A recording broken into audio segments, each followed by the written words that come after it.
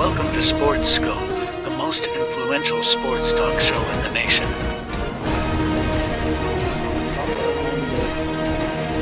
What is today, the 19th? Stay tuned for updates and great sports content. Hello, everybody. Welcome to Sports Scope. I'm your host, Robert Butler, on this 17th day of August. We're almost towards the end of the week, and I can't wait because I've been dealing with a sinus infection all week, folks, and I've been very busy in the day job. You know, the schools have started back here in the Nashville, Tennessee area, and the traffic's a little worse. To be honest with you, it's starting to pick back up again. Got Jim Jeffcoat coming in. Excuse me.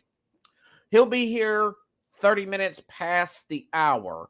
We're going to have to ask him about this year's Dallas Cowboy team. They're very promising. I just read another article today. I had a list of the top defenses, the rankings of the defenses, according to Pro Football Network website put out, and they had Dallas as number one. I'm going to ask him about that. I'm going to ask him about that Trayvon Diggs. I was kind of somewhat of a little back and forth there with Dak Prescott, and maybe get a little Michael Parsons talk and a throwback question from his days and experiences playing with those championship teams. Also, Pickles Peyton Manning. Peyton Manning is teaching a class. I don't know if he's a part-time professor, full-time professor, temporary professor, but he is going to be involved in a communications class with the University of Tennessee. Also, the AP Top 10. Give him my comments, who I think has a chance to get into the playoff. That came out earlier this week. There's so many other stories. I could not keep up. We'll go ahead and take our first and only break, and we'll come back here and hit the ground running here on Sports Scope.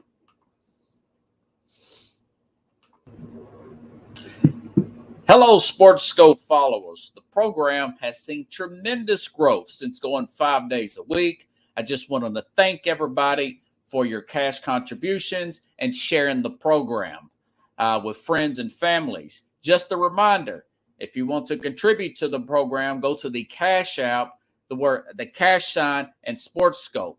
There are other ways to contribute to the program listed at the bottom of the screen.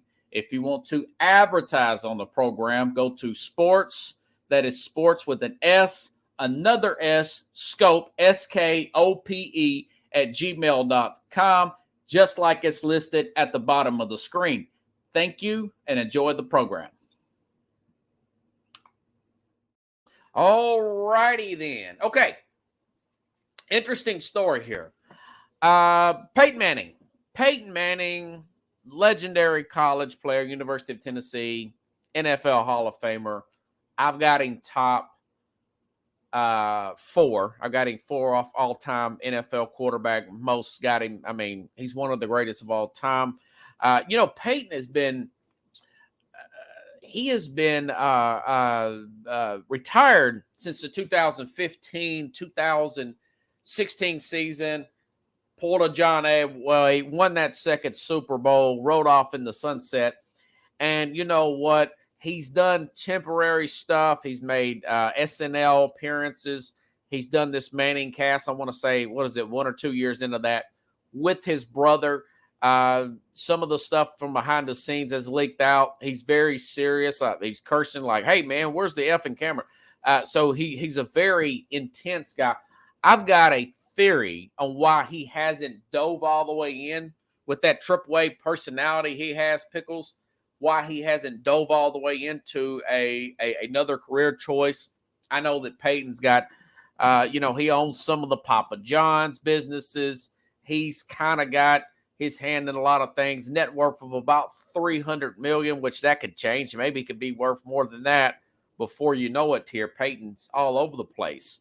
But this story came out earlier this week. It said the university has announced Monday that the College of Communication and Information has appointed Manning as a professor, Pickles, of practice the fall of this year. This particular term, and Peyton says, my time as a student in the College of Communication Information was a foundational experience during which I learned critical skills, messaging techniques, and I will continue to put those almost use daily. Manning said, I look forward to working with the college's talented faculty and directly with the students in an effort to ensure they are prepared for their future careers. We're guessing the Manning classes will be heavily attended. I could not imagine going to see Peyton Manning in a class. Like it said, classes like this, some of these communication classes, sometimes you have, in some cases, I'm a communication major. I graduated communications degree, and some of them have like 15, 20 people. Others can have 85 students there in a small auditorium. My guess is with a guy like Peyton Manning, he is such a big celebrity. People are going to ask him about life advice, work ethic stuff, career advice, and stuff like that. I'm surprised he was wanting to do this, but he just does not want to. Pickles says has offers running out of his ears. He's a very good spokesman. He had one little slip up there in college. That story didn't come out till many years later, where he mooned a doctor or something like that. Everything was settled out. The story got rebranded later, years after he was out of college. Some guy was trying to make a name for himself. Some reporter there, and that pretty much went away. He's got 2 kids, but they're preteens. Pickles. His 2 kids are preteens, and my thing is, I would have thought maybe he would have went into management with the NFL. Would he have tried to get with a partnership to do some type of ownership with the NFL? None of that, and maybe even a coaching in the NFL, maybe coaching in college, maybe quarterback coaching. None of that came to fruition. Yeah, and SNL. So there's another SNL bit for him teaching. That's probably his next Saturday Night Live bit, would be people asking him questions at Tennessee and him making some kind of joke about it. Probably, people start asking about life and everything, and then he has these flashbacks and he's starting to throw football at the crowd. And, how demanding that Peyton Manning can be. But people, hey, he's a really smart guy. He's a very serious, intense guy. I remember talking to my dad. He's like, he's one of these guys planned out his whole life, The offensive coordinator at Tennessee, back when Peyton was playing, someone asked him, when did you know that Peyton was going to be special? And he says, it's freshman year. We were just doing a late Friday drill there. It's like a 2-minute drive. And it was the end of the week. We got a lot of work in that week. And Peyton was treating that drive like it was the last drive in the Super Bowl. And he's like, this guy is just really intense, man. He is really dedicated to his craft. So it's interesting to see how that'll play out. Now, you say, well, what's your theory? All right. For those of you that watched the Manning documentary, I've seen it 2 or 3 times. And I thought the most interesting part about the Mannings, I think it was a 30 for 30. Could be wrong. It was on ESPN years ago. I thought the most interesting part was about his dad, Archie. His dad committed suicide when he came back from school. And he just says, felt like his dad left him doing that, abandoned him. And he says, I'll never do that with my sons. He's a very pro-family guy. So he really grew up in a lot of traumatic hardship. The sons, they kind of had it made, Dad was strict on them. Dad made them finish everything they did, this documentary. But it was nothing compared to how Archie grew up. And so pro-family. So my thing is, Peyton simply wanted to see his daughter and his son probably going to their school events. He really was involved in seeing what they're doing in school. Just little things, just spending I think he's one of those guys. His dad ingrained that in his head, and ingrained that in his other son. Was it Cooper? His other one, Cooper and Eli, to be family oriented and not abandon the family like he did. He felt like his dad abandoned him when he committed suicide. So I think that has something to do with Peyton. He's wanting to get that extra time in. They were really young when he won back in 15. One of them was still toddler size. He's holding the kids, one of the images. So now they're preteens, preteen, whatever. My guess is once they get in college, once those kids get in college, I think Peyton will dive into something. God knows what he will do. Maybe it be some kind of business. Maybe it'll be some kind of more involved in teaching and coaching at the University of Tennessee. Right now, that's what he's doing. He likes to help others. He's really into that. So that is my thing about Peyton. Like I said, I didn't expect it, but after doing research for that topic today, I just remembered what Archie said, the dad said about his dad committing suicide and leaving. He said, "Don't leave your kids, man. Don't leave those kids. Need you. They need you around." And he grew up in that football family, and Peyton saw how that the coaching can keep you away from your family. I've got Jim Jeffcoat coming on. Jim Jeffcoat coming on 30 minutes past the hour. He says those position coaches put a lot of hours.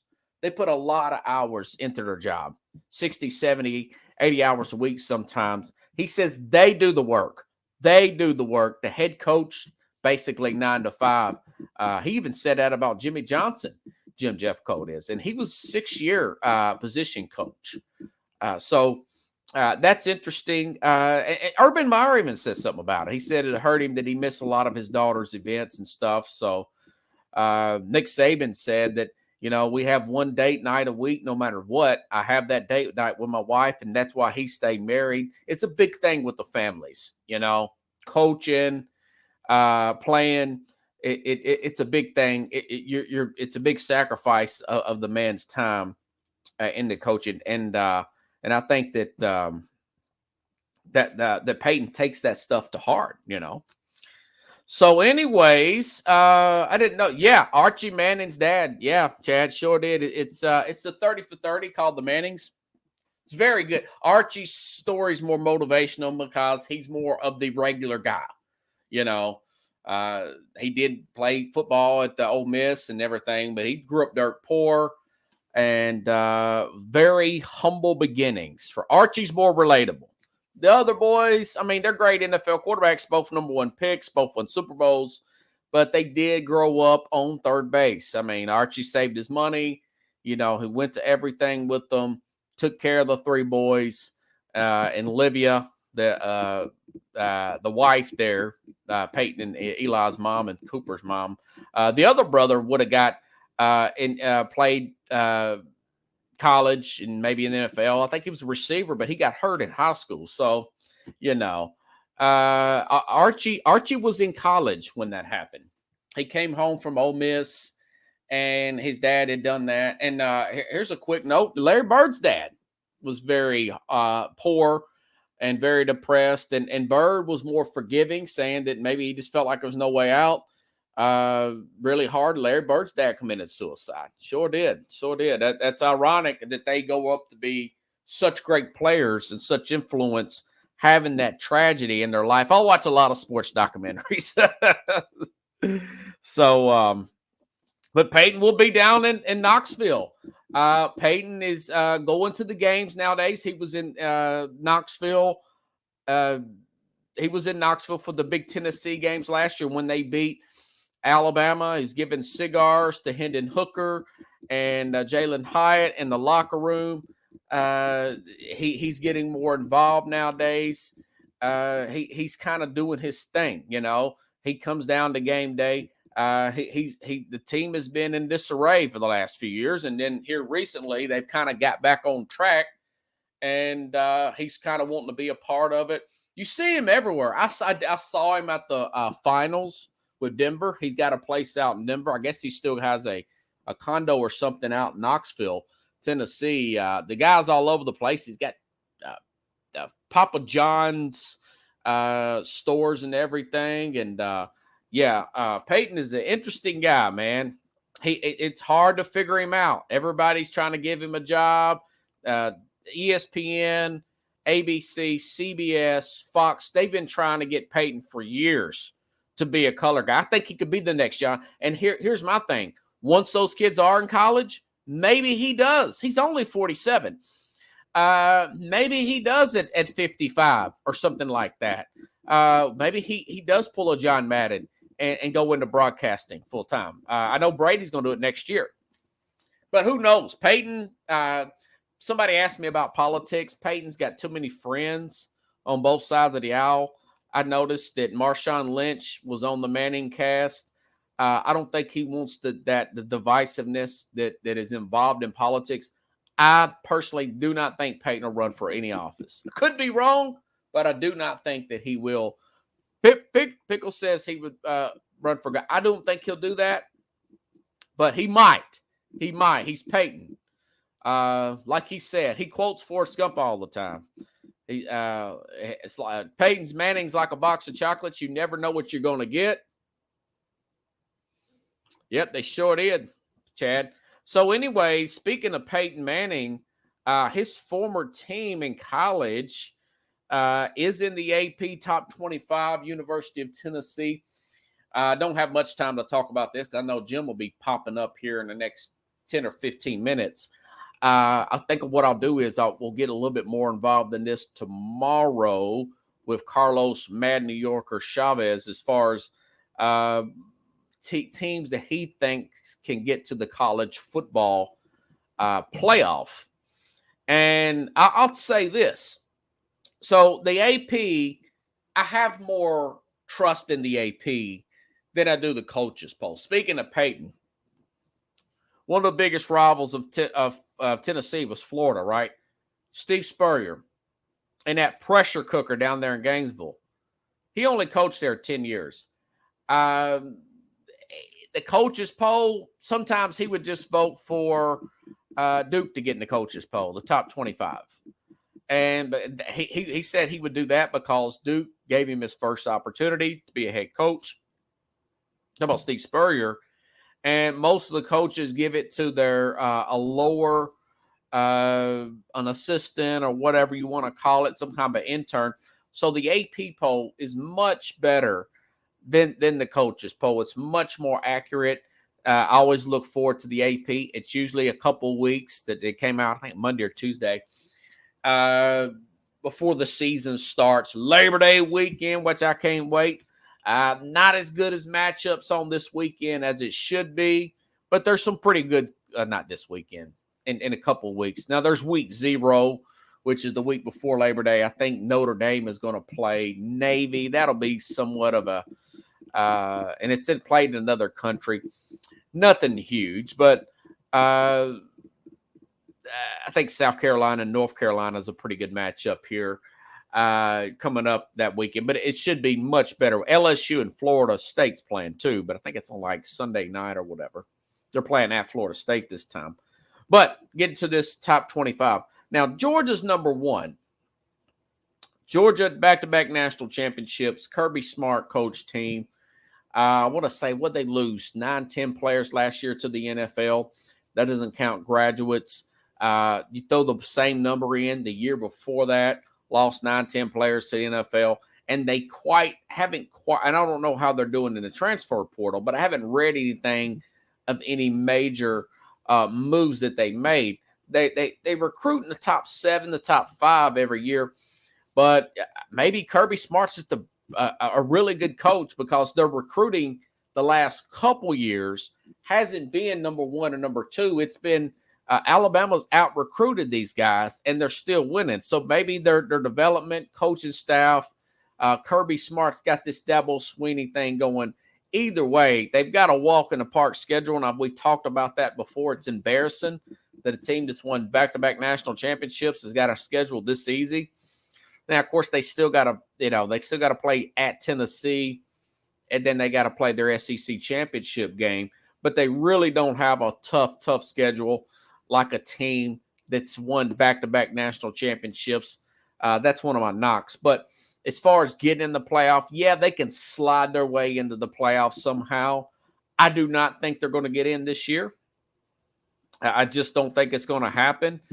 I think either they'll lose one, they'll slip up to maybe a Tennessee, or they'll lose the SEC championship game.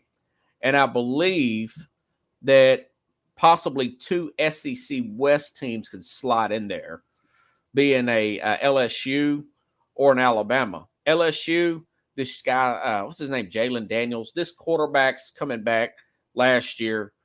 Remember, they got they lost a very tight opening game last year at Florida State. Bounced back. Now, Tennessee blew them out after that bye week, but they did bounce back and beat Alabama. Played Georgia for about a half, 3/4. Recruiting's got really good. Brian Kelly, very good coach. Proved that he was a good coach in Notre Dame. Immediately at LSU. Now, they got to play at Alabama this year. Okay? And let me just say this. Ohio State's number 3, and I do think this Ohio State's a little bit overrated. I know they're probably always a top 10 team because of Rondé's recruiting ability. They're extreme skill players. I mean, look at the NFL players they're putting out. These receivers, Marvin Harrison, I just talked about him the other day. Harrison's supposed to be top 5 pick. Some could say he could go maybe 3rd or 4th. I think that's a little crazy for a receiver because it's such a big quarterback heavy draft coming up in April. But they're actually, Pickles, ranked ahead of Alabama. The last time Alabama was ranked this low, they won a national championship. So they've got bulletin board material. Michigan's number 2, by the way. Practically everybody coming back, even their running back that I didn't think was going to come back. McCaffrey, their quarterback, who's also potentially be an NFL prospect. Somehow Jim Harbaugh worked out something with the NCAA where they put that suspension off. Okay. There's speculation that this may be his final year and he's going to hop to the NFL. There's some coaches on the hot seat, maybe go to a Tampa and get a lot of authority down there. I expect Todd Bowles to be fired. Maybe they get the number 1 pick in Arizona and they dump Kyler Murray and bring in a Jim Harbaugh. Maybe he doesn't, he always wears his welcome out everywhere he goes. He's a very strong, but hey, I do think they're a legit playoff team this year. Okay. They've got Ohio State at home. I want to say they play at Penn State, and a lot of people picking Penn State to make the playoff too. Penn State between Ohio State and Michigan. I'm not too sure about that. I think AC may find a way in, but I was reading today that Clemson's quarterback has taken leaps and bounds. He played in the bowl game. Now, Tennessee beat him in the bowl game. That Clemson defense is always good. It's really well coached. I'm sure Dabo Swinney wished he had his his defensive coordinator back, which is the head coach now of Oklahoma. He may have this guy back.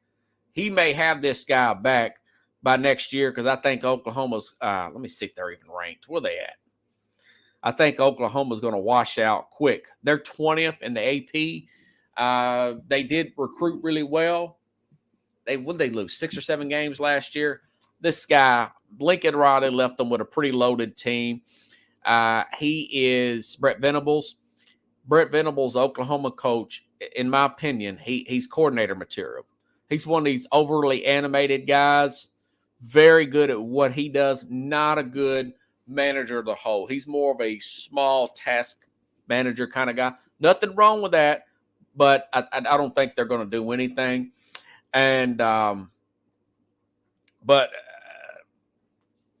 like I said, I think Michigan's got what it takes to get in. Alabama, LSU, USC's one of those teams. Clemson, one of those teams. Pickle says go Vols. Yes. And Pickles, I don't know why Harbaugh, something happened. They got that suspension uplifted, and that thing is going to some other department to be investigated. I don't know. I would have just took the 4 games. I think Michigan would have been heavily favored in all 4 of those games anyways, but what do I know? Okay. Where was I? Okay, Tennessee. Listen, everybody knows about Drake May and Caleb Williams. That's a given. But if you take those 2 guys off the table, there hasn't been more buzz about a new starting quarterback than Tennessee's Joe Milton. He slimmed down. He's supposed to have, I've seen viral videos of him throwing the ball 65, 70 yards without little to no effort. I mean, just flick of the wrist. He's been interviewed on NFL Network. He's got this big frame here. The players have interviewed about him. He was at SEC Media Days. He's gotten more buzz than a guy that wasn't expected to get buzz prior to the offseason.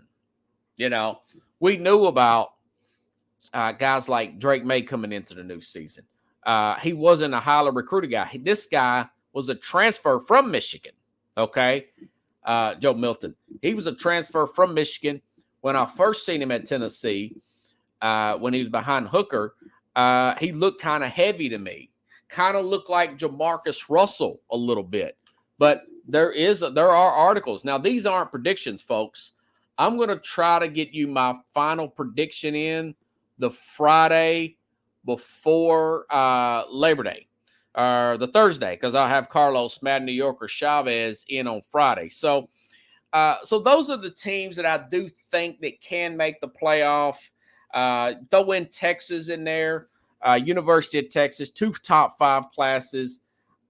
Quinn Ewers, Arch Manning's having a very good camp. Quinn Ewers still the number 1 guy. I don't see that changing. That being said, I got a guy whose son went to University of Texas and a pretty top draft pick behind backstage here, and I'm not going to leave him waiting. Jim Jeffcoat.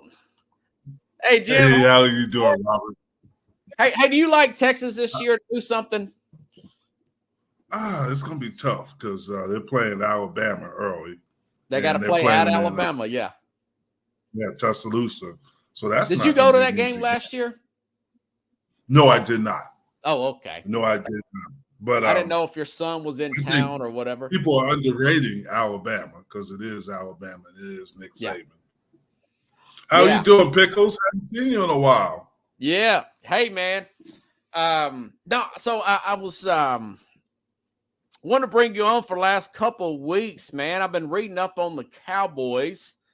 Yes. What's your thoughts about Zach Martin coming back? That's the big news of the week. It's big. It's big because he is one of the top guards, if not the top guard in the NFL, and he solidifies that line. Tyron Smith, this is the first time he's been healthy for an extended period of time. The young kid they got last year has played well at left tackle. Now he's at guard. And, you know, with Zach Martin there, they're pretty good up in the front, and that's what's going to take for them to be successful. Do you see this line being better than last year?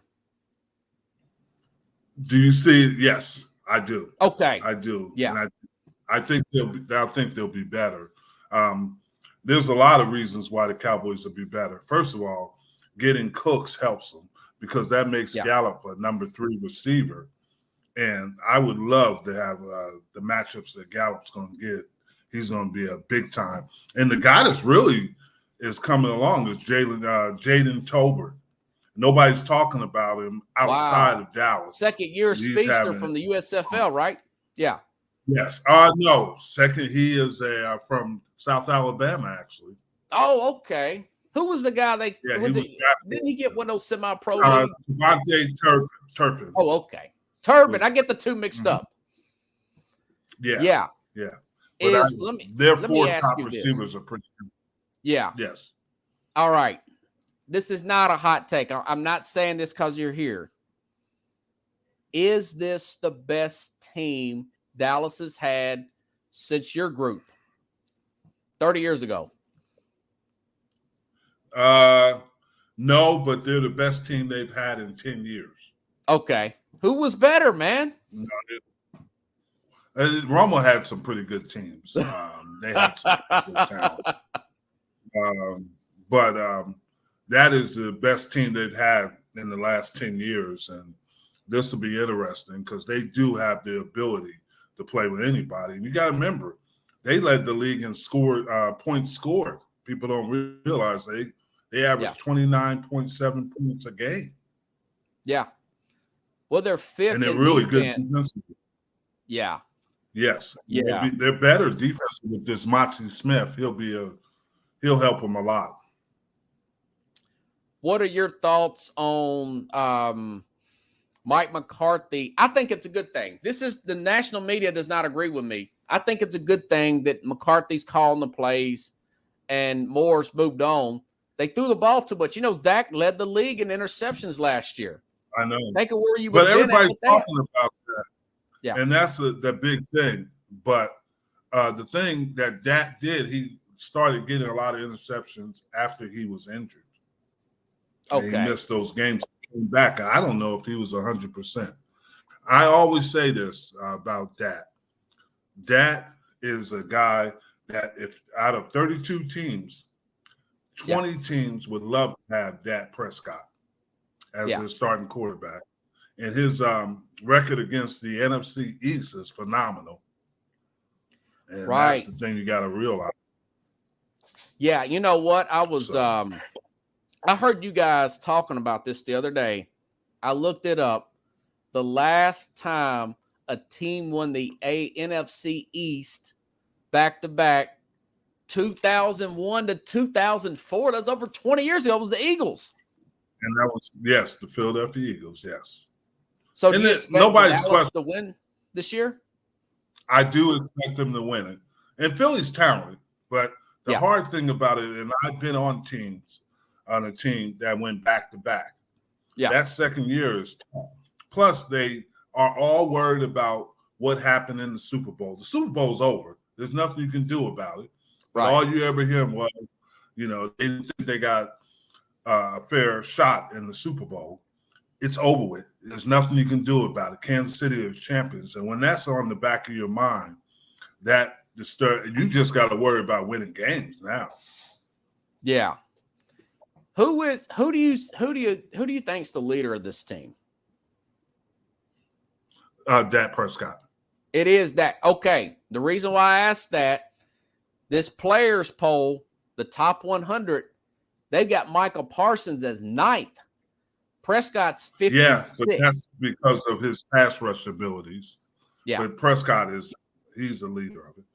Have you talked to the team this year? Have I talked? Not yet. Or called? Okay. Oh, yeah, you know what I mean. You'll see them and check out practice and stuff. Yeah, I'm going. We'll be back in town after the Seattle game, and I'll go over there and see them. Yeah, yeah. So, what are your thoughts on this running back core, man? That is a little bit of a concern because Pollard will be fine, but he got Rico Dowdle, Rico and Ronald Jones. If he's got a 2-game suspension, yes, and then you have Deuce Vaughn, but there are very few 5'5" or 185 pound back in the NFL. There's a reason for it. I'm not saying that as a negative against the kid.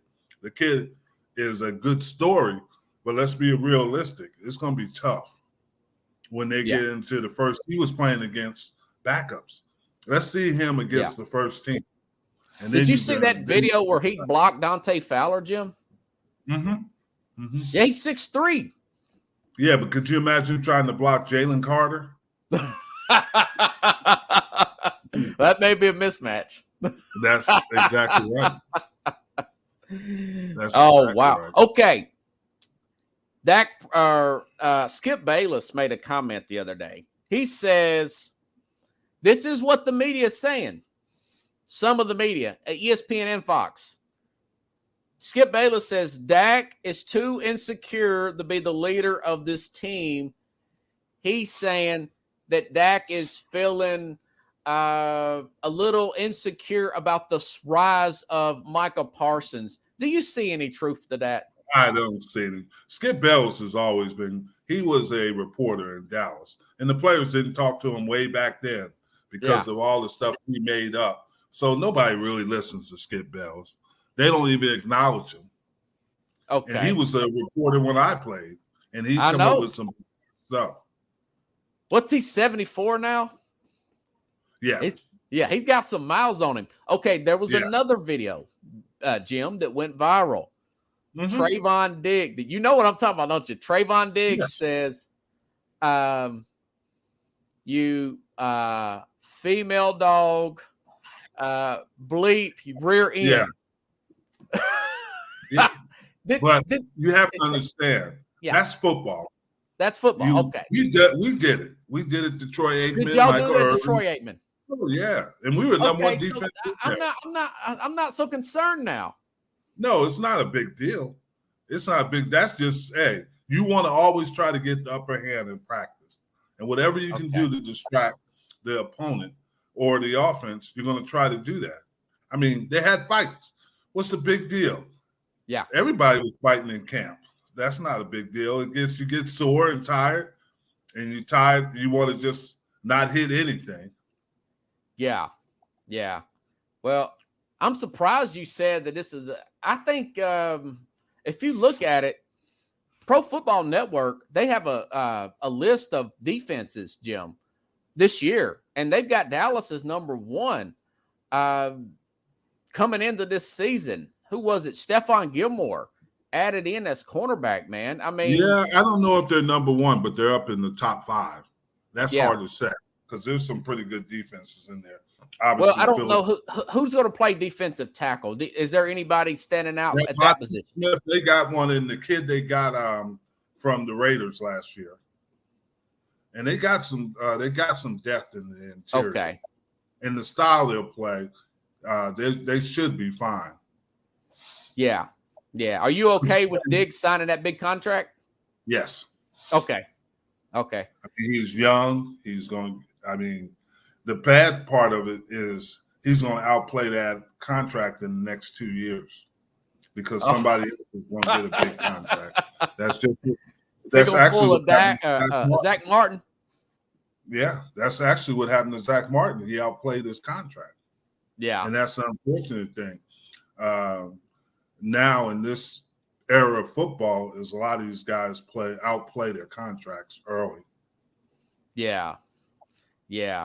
Well, I wanted to ask you, man, I finished the Jimmy Johnson book, and he told this story after Emmitt Smith held out the 2 games, the 93 season. You guys go 0-2.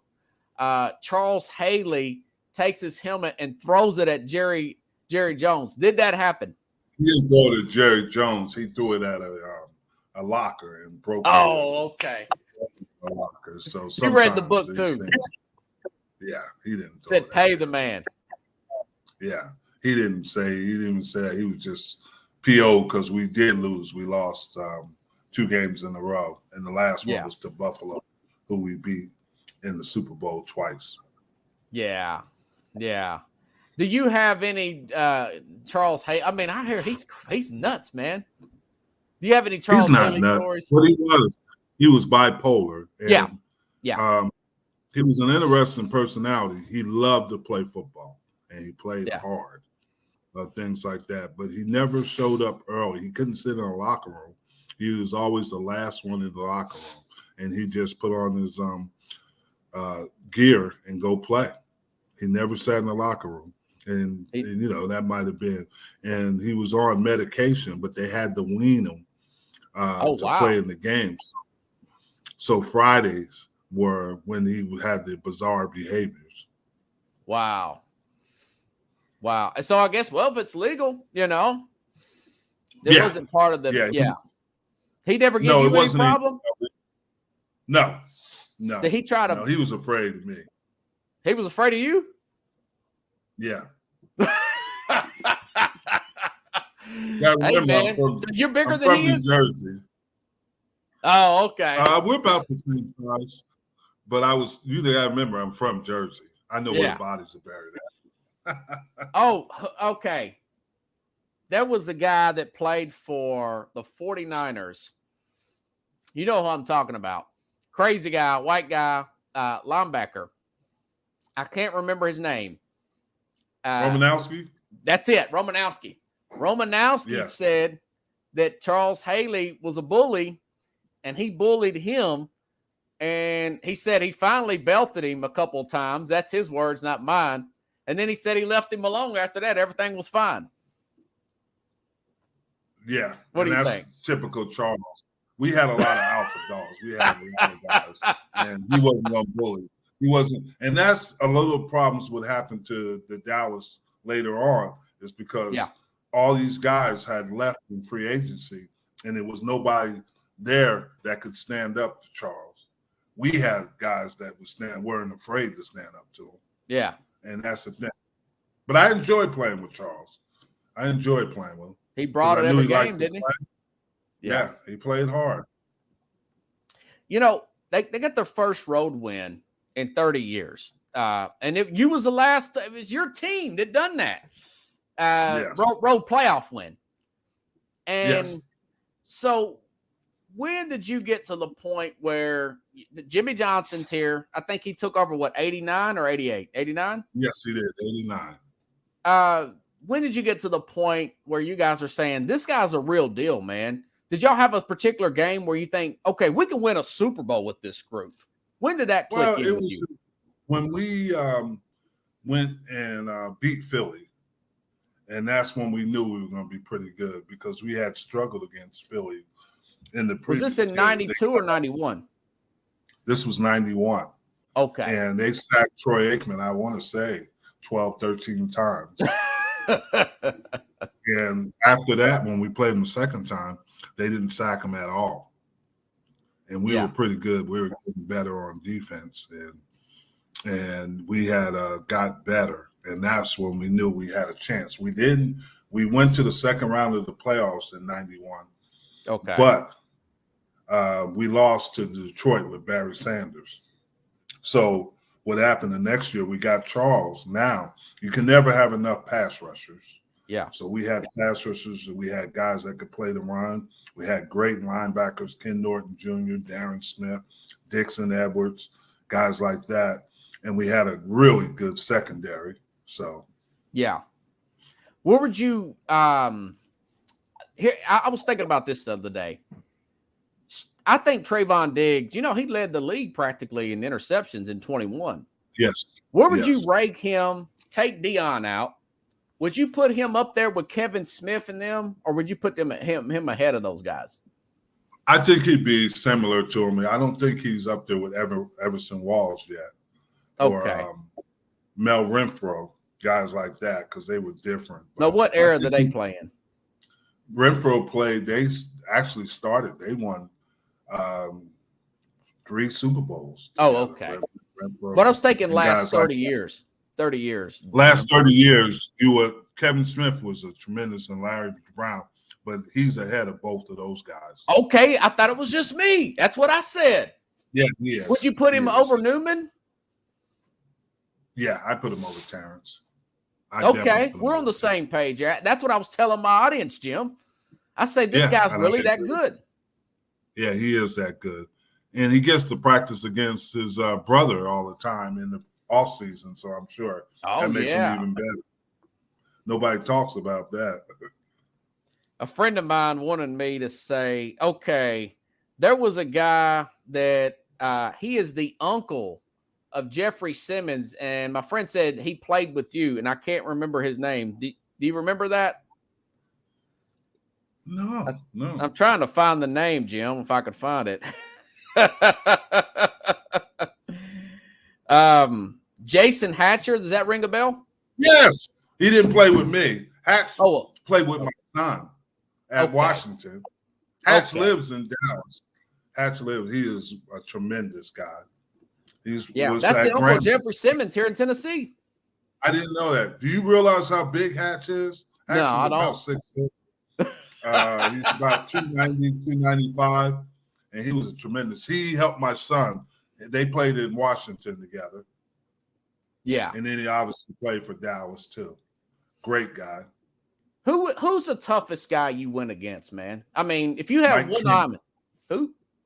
Mike Ken from Atlanta. I thought he was one of the best. Yeah. And I played some great offensive linemen, but some reason Ken was probably my most difficult one. Yeah. Yeah. You didn't hesitate there. No, Did he I make know Pro it, Bowls man. and stuff, or he just had your number? He'll probably eventually be in the Super Bowl. I mean, Hall of Scott Fame? Super Bowl, Hall of Fame. Excuse me. Pickles asked a question. What's the best competition for the position and count? Right now, it's the backup running backs, and I would say the interior, the defensive line, because you got the young guy they drafted first in Smith. They got some veterans, and that's going to be some difficult cuts up there. Those two are big. They're good in the linebacker core. They're good in the secondary, but they're going to have to find some depth in both of those positions. Okay. Do you see any surprise cuts coming up? I'm sure there will be. I don't see. I wouldn't be surprised if they let Turpin go. Okay.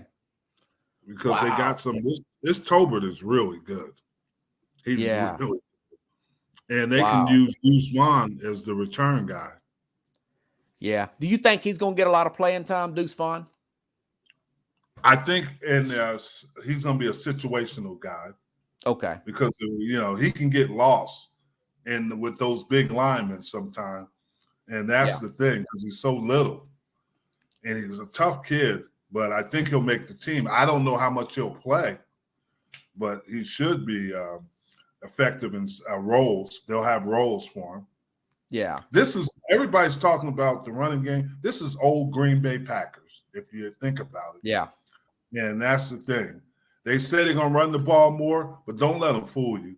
With that receiving core and that tight end, they're going to throw the ball. It might not be as much as last year. What's that guy's name? Jake Ferguson? Do you like that other tight end that's going to be starting? I like him a lot. I like him better than the tight end they had last year. It's Schultz. Yeah, Schultz. I think this kid is more competitive. I would go to practice, and I didn't think Schultz competed. He was, he had talent, but he wasn't a competitor to me. Yeah. Yeah. I'll tell you what, this team is a legit Super Bowl bubble team. I mean, I don't. Yeah. It's the thing is, and with all teams, with Philly, New York Giants, and all those teams in the East, is health. Who's going to come out of the healthy? Because there's some matchup issues. When they play the Giants the first game, they got to figure out how they're going to stop Darren Waller, because they don't match up well with him. You don't want to put a tight end linebacker on him because he's going to run by him, but you put a safety on him, he's too big. So Waller, if he's healthy, he's a matchup nightmare. Maybe put a corner on him, but I don't know. I think you'll beat the Giants. Don't tell Mac that. Oh, shoot. I know we're going to beat them. We haven't lost them in quite a while, but it's going to be a good game. It's going to be a good game because it's the first game of the year. Yeah. And, they got the Jets off that Monday night game, and that's in Dallas. You going to that game? Yes, I will be there. You're going to see Rodgers. Yes. Yeah. They haven't done well against Rodgers, believe it or not. They've struggled against Rodgers. Rodgers sees your number. He sees that cowboy uniform. His eyes get big, man. And the only place he's only won one Super Bowl, and it was in Dallas. Yeah. Yeah. But he's not in Green Bay now, and they're having offensive line problems, Jim. Big time. And they were on Becton. I don't know if they can fix those offensive line problems.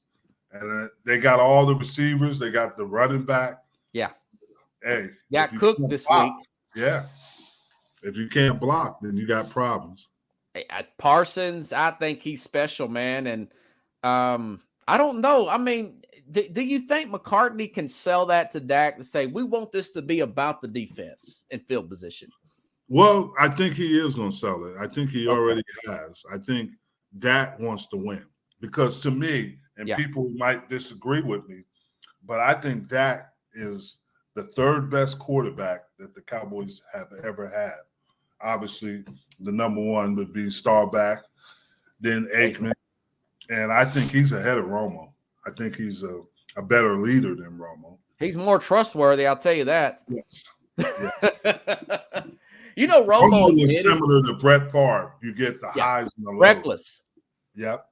Yeah. And although he did have his 15 picks, you know, and that's true. And, yeah. And I agree with you, but he did have the hand injury, and I'm not making excuses for him. Yeah. That's not acceptable. And they always maybe that was Keelan Moore being too aggressive. And that's part, but I would say 7 of those picks were the receivers getting the ball to pop up. If you remember the Jacksonville Jaguars game. Oh, I hated that game. Brown, I lost some money in that game, Jim. Yeah, Noah Brown, 3 times the ball popped up into the defender's hand. So. Yeah. But now I was going to say Romo admitted that he was calling audibles inside the red zone just to get his passing stats up. Yep. I don't think Dak would do that. No, I don't think so either. Yeah, so that's why I'm a Dak guy over a Romo guy. Mm-hmm. Yeah, he just turned 30 this year. Yeah, so he's got a little bit more left in him. So yeah. Tolbert, what does he say? Is he related to the guy that played for Dallas? Is there another Tolbert? Okay. No, he's Tony Tolbert, who played with me. He was a defensive lineman. I just like this kid because he makes plays, and he is a football player. They rave about his study habits. They rave about how he prepared himself, and it's showing up on the field. It showed up last week in the game. Yeah. So was he a guy that you seen? You're saying Ferguson competes in practice, the ones that you've seen? Yes. And you like Tolbert too in practice? Yes. And that's where it starts at, especially with young players, how competitive they are. And that's why Parsons is so successful. That's why Diggs is. They're young players, but they compete in practice. And I want them to have a little bit of nastiness to them on both sides. Yeah. So you like a good fight in practice every now and then? Yeah, it's shoot. I had a clause in my contract to keep practice going. I thought you was the guy that broke fights up. No, I was the one that started them sometimes. If it was Jimmy would come over and tell me there's a low in practice, so I had to start a fight. Jimmy would say that? Yeah. What about the coach before Jimmy? Coach Landry, no, that was a little different. He wore the suit like me. He was like, nah, let's not do that. He was like you. He was would he fine you? Yeah, he would fine me. I got in trouble. I heard Don Shula would fine you too.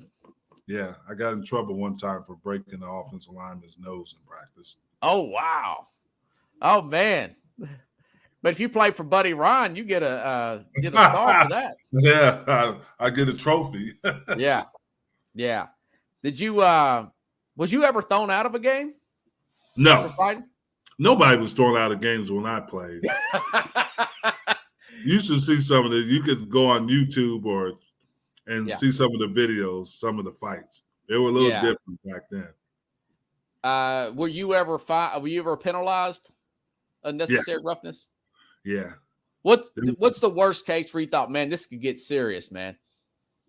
Oh, Philly? No, it wasn't Philly. It was actually Minnesota. It was Tommy Kramer. Okay.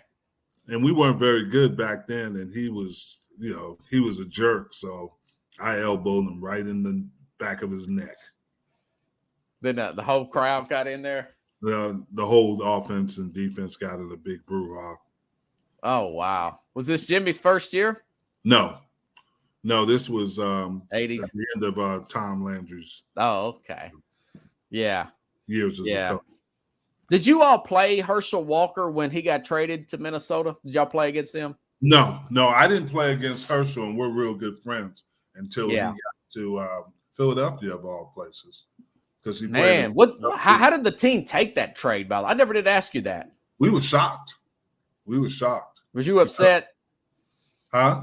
Were you kind of upset because y'all was pretty close? No, we weren't very good, but we didn't ever expect that. We were in shock. We didn't have anything, but it ended up being well. But Herschel was at that time the best player on the team. Yeah. Wow. Wow. Pickle said, "Did you sack John Elway?" Yes. I sacked in college. I sacked him 6 times in a game, Pickles. Oh, out at Stanford? Yeah, we played. I was Arizona State. He was Stanford.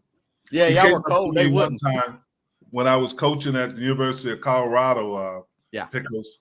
We had what they call smokers after the recruiting season's over and after we signed all the recruits, and we had it at a golf club in Colorado, and he was in there. And he said, "Jeff Goat here?" I said, "Yeah, he's downstairs." He said, "Ask him could he come up and see me." Yeah. And we were telling stories, and he said, "I had this guy that was actually from New Jersey, and he went to one of the rival schools. Okay. And he was telling everybody he could block me, and he put it in the paper. Well, I had 6 sacks against him, and John told him to shut up. Why did you tell him that?"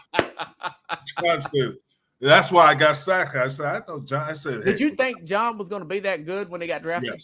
Yes. Okay. Yeah, and I told him, I said, "Hey, John, it was never personal. It was just business." Pickle says he's hit more times than Joe Louis. Yeah.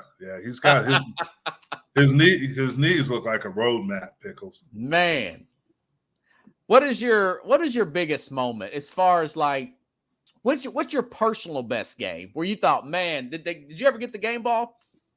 I got the game ball a couple of times. I didn't know, man. You know, I sacked you know Joe they always Theismann. like to go offense. I sacked Joe Theismann 5 times in a game. Wow, and it's a rival game. Yeah, and with Washington, I've Phil Simms, I've sacked quite a bit. Randall Cunningham is almost, when you have over 100 sacks, you've sacked a lot of quarterbacks. Yeah. Marino, Dan Marino, and Dan, all these guys, we came out together and we're good friends. Yeah, I was drafted together. Yeah. Man. Glory. Did you ever play defensive end, Indy? That's why I played as defensive end. I thought you played tackle too, though, didn't you? No, my last 3 years in Buffalo, I played tackle. But I never played tackle until my last 3 years in the NFL. Yeah. What was it like playing with Bruce Smith? Did y'all hang out? Yes. Love Bruce Smith. He's the best I've ever been around. Oh, wow. He's the best I've ever seen. Incredible. Man. Because he played the majority of his career in a 3-4. Yeah. And he did things that were unbelievable. I've seen them try to block him with guards, tackles, backs, and he'd beat them all. I mean, he was incredible. You know, Marcellus Wiley said he's the best end ever. I would agree. So you think he's better than Reggie White? Yes. There is nothing like Bruce Smith. When you play with him, you understand why. Because he is special. And it was funny. People don't realize that when Bruce first came in the NFL, he was like 330 pounds. He got down to 265. So wow. He's like Aaron Donald's size, ain't he? Yes. Man. Yeah, Wesley Media Hub. You got a fan from Australia, man. There you go. All right. Nigel. Wow, this is going to be awesome, man. You going to be on the big show Sunday? Yes, I will be. Okay. And you've got Talking Shop. Yeah. Right? Yeah. J&B Talking Shop. And we do that on Tuesday nights. Is it Tuesdays now? I thought it was Wednesday. Excuse me, Wednesday nights. Wednesday night at 7 Central. Yeah, don't go to church. Watch football, baby. I'm just kidding. No, so the big show is on Sunday. Yeah. 8 a.m. We do it early enough because we're both Central Time. So yeah, me and you both, man. I get up at 5 minutes till 6, Jim, to prepare for all those questions Mac sends me. I'm drinking I'll get up earlier to be on the show with you guys than I do to go to work. But really? Have fun though. Have a good time, man. I get up every morning at 3:15 to go train before I go to work. Yeah, before I go to work. So. Do you run and stuff, or you just do bike work? I go there. I run, I lift, and I go to the gym. The gym is only 5 minutes away from me, so I go to the gym and work out, and then I come home, take a shower, eat breakfast, and go work. Now, was that your football schedule back in the day? Yeah. They wanted me. It was interesting because I did that. Me and Herschel had what we call the Breakfast Club, and we were there at 5 o'clock every morning. But they wanted the younger players to see me work out and how hard I worked out. So I had to come in a little later when Jimmy got there. Wow. Oh, so yeah, I was just talking about that, Jim. Now you're saying that you guys, the position coach, y'all work longer hours than those head coaches. Yes. There's no question. How long did Jimmy work, man, at Dallas? Jimmy worked a lot. He worked long hours. He was in there with the other coaches. He didn't leave until the last coach left. Oh, okay. Because I thought you were telling me before that he worked harder at Miami. No, Jimmy worked hard. Jimmy worked. Coach Lansley understood you. Had the coaches come in early, and they left and had dinner with their families. Yeah, but that was a different time. Gotcha. 5 years, Jim. That's all he coached there. I know. Man, it's a pressure cooker, ain't it? Yeah, it is. It really is because the expectations are different. Yeah, and you was 6 years as a wasn't you 6 years as a position coach there also? Yes. And what was your I hours? played there 12 years. My hours? Yeah, as a position coach. As a position coach, I'd be in my office by 4:30. And what time did you leave? Shoot, I didn't leave till 11:30, 12. And I just wow. enough to close my eyes and then get back up and do it again. Man, did you work out with the players? No. I work out on lunchtime. Lunchtime, I go work out. And it wasn't as intense as a player. Yeah, I got you. Well, I appreciate you coming on, Jim. Oh, you know I do it for you, buddy. Yeah, man. And I will see you Sunday. All right. Yeah. I've got high hopes for Dallas this year, man. I do too. I really do. I think people are going to be shocked on how well they play. Yeah, in my opinion, I think that this is the best team since your group, but they got to prove it. I think that's a big deal winning that game like that. Oh, yeah. Winning the first win in 30 years. I mean, Yeah, and they got to play well in the playoffs. That's the big thing. And regardless of how their season ends, they got to play well in the playoffs because they've won 12 games the last 2 years. Yeah, but I think they got over the hump last year, and and something else. I'm going to tell you this, and I'll let you go. Micah Parsons has got this habit. The last few interviews, he's starting to sound like Warren Sapp did. Yeah. When Warren Sapp in his later years in 99, 2000, every time you hear Warren Sapp interview, we want to win a championship. That's all he says. And have you noticed that Micah Parsons? Yes, I have. Yeah, kind of like you guys. I mean, he's not like there's a hunger about it because in a place like Dallas, when you won 5 championships, and the thing is that you expect to win. You become. I still live off of the championships I win, and you become a part of the legend because you had the Starbacks, you had the guys like that, the 24 sets that I came in with, the Randy Whites, the Ed Too Tall Jones, and you want to be a part of that. Man, that's what he said. He just don't want to be on TV and make a lot of money, Jim. There you go. There you go, Robert. He's not like us. All right, man. All right, buddy. Have a good one. I'll see you Sunday, buddy. All right. See you. All right, everybody.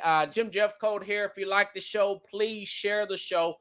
I'll be back on tomorrow with Carlos Madden New Yorker Chavez. Thank you, Chad. Appreciate that. Thank you, Pickles. Thank you, Nigel. Pickles, I'll make sure and ask him that Sunday if he ever got his knee replaced. Seemed like he's in really good shape here. And like I was telling you guys before, I wouldn't suck it up to Jim. You guys watch the program every day, This Dallas team is going to be that good. Now, a slew of injuries can take down anybody. Don't get me wrong. But I do think this particular team's going to be really good. Field position and defense, Pickles, just they'll go back old school, okay? So have a good night, everybody. Great show. Thank you, Corey. I'm glad you got a chance to see it tonight, man.